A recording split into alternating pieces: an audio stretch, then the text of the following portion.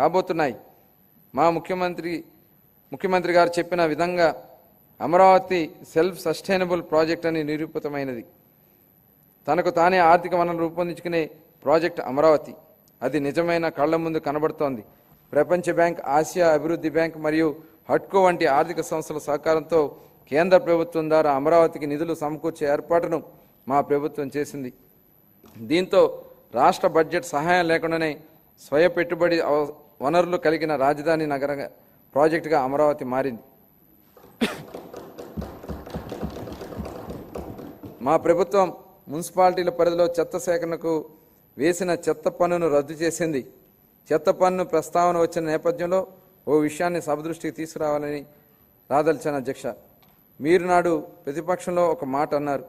చెత్త మీద వేసిన చెత్త పన్నును ప్రస్తావిస్తూ నాటి పాలకుల మీద మీరు చేసిన వ్యాఖ్యలు ప్రకంపనలు సృష్టించాయి. అది అక్షరాల నిజమని ప్రజలు తమ జూన్ 2024 తీర్పు ద్వారా స్పష్టం చేశారు అధ్యక్ష. గత పాలకులకు రాష్ట్రానికి అప్పులే కాదు, చెత్తను కూడా మనకు వారసత్వంగా వదిలేసి వెళ్లారు. రాష్ట్రంలో 83 లక్షల మెట్రిక్ టన్నుల చెత్తను ఎత్తకుండా వదిలిపెట్టి వెళ్ళిపోయింది గత ప్రభుత్వం. కూటమి ప్రభుత్వం చెత్త పన్ను రద్దు చేయడమే కాకుండా మళ్లీ స్వచ్ఛాంధ్ర దిశగా పనిచేస్తోంది అధ్యక్ష. పట్టణ పేదలకు రాయితీగా ఆహారాన్ని అందించే 2204 అన్నా క్యాంటీన్లు ఇప్పటికే ప్రారంభించడం జరిగింది. 2025-26 ఆర్థిక సంవత్సరానికి పురపాలక శాఖ మరియు పట్టణాభివృద్ధి శాఖకు 13,862 కోట్ల రూపాయలు కేటాయింపును ప్రతిపాదిస్తున్నాను. గృహ నిర్మాణ పథకం కింద 4,737 కోట్ల రూపాయలను గత ప్రభుత్వం చెల్లించకపోవడం వలన 4 లక్షల మంది లబ్ధిదారులు నష్టపోయారు. గృహ నిర్మాణానికి షెడ్యూల్ కులాల వారికి అదనంగా 50,000 రూపాయలు మరియు షెడ్యూల్ తెగల వారికి అదనంగా 75,000 రూపాయలు ఆర్థిక సాయం అందించాలని మా ప్రభుత్వం నిర్ణయించింది. మేనిఫెస్టోలో ఇచ్చిన హామీల మేరకు మా ప్రభుత్వం గత 7 నెలల్లో అసంపూర్తిగా ఉన్న 1.15 లక్షల బలహీన వర్గాల వారికి చెందిన ఇళ్లను పూర్తి చేయడం జరిగింది. ప్రస్తుతం ఆర్థిక కొనసాగుతున్న ప్రధానమంత్రి ఆవాస్ యోజన PMAY పథకాల కింద 2026 మార్చి నాటికి 7 లక్షలకు పైగా ఇళ్లను పూర్తి చేయాలని మా ప్రభుత్వం ప్రతిపాదిస్తుంది. అలాగే జూన్ 2025 నాటికి 2 లక్షల ఇళ్లను ఆంధ్రప్రదేశ్ టౌన్షిప్ మరియు ఇన్ఫ్రాస్ట్రక్చర్ కార్పొరేషన్ AP టిడ్కో ద్వారా అందించనున్నాము. 2025-26 ఆర్థిక సంవత్సరానికి గృహ నిర్మాణ శాఖకు 6,318 కోట్ల రూపాయల కేటాయింపును ప్రతిపాదిస్తున్నాను.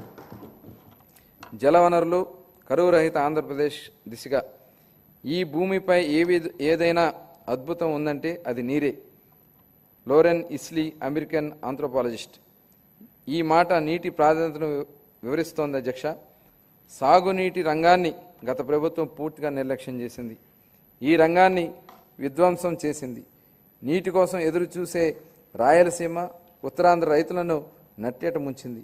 జీవనాడి లాంటి పోలవరం ప్రాజెక్టును మొదలుకొని పల్లెల్లో పిల్ల కాలువల నిర్వహణ కూడా సరిగ్గా పట్టించుకోకుండా వదిలేసింది.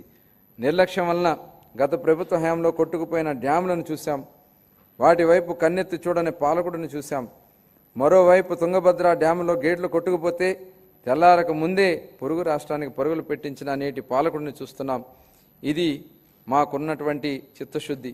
గరిష్ట స్థాయిలో 10,000 కోట్ల రూపాయల పైగా బిల్లులు బకాయిలు ఉండటంతో అన్ని సాగునీటి ప్రాజెక్టుల పురోగతిని కుంటుపడింది.